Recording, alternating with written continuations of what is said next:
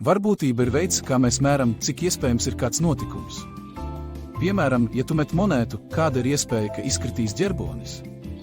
Varbūtība mums palīdz aprēķināt šo iespēju. Klasiskā varbūtība ir vienkāršākais varbūtības aprēķināšanas veids. Tā balstās uz pieņēmumu, ka visi notikumi ir vienlīdz iespējami. Piemēram, metot monētu, ir tikai divi iespējami iznākumi – ģerbonis vai skaitlis, un abi ir vienādi iespējami. Lai aprēķinātu klasisko varbūtību, mēs izmantojam šādu formulu: varbūtība P vienāds labvēlīgo notikumu skaits dalīts ar visu iespējamo notikumu skaitu. Apskatīsim piemēru ar spēļu kauliņu. Tev ir viens spēļu kauliņš, un tu vēlies uzzināt varbūtību, ka izkritīs nepāra skaitlis.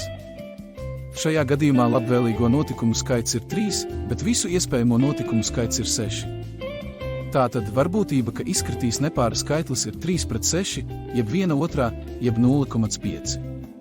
Tas nozīmē 50% lielu varbūtību. Varbūtības teorija ir ļoti svarīga daudzās dzīves jomās. Tā palīdz mums saprast un aprēķināt iespējas dažādās situācijās, piemēram, prognozējot laikapstākļus vai pat aprēķinot riskus veselības aprūpē, un tad mēs spējam noteikt optimālu veselības aprūpes iestāžu un tajā esošā personāla skaitu, lai tās ir optimāli noslogotas.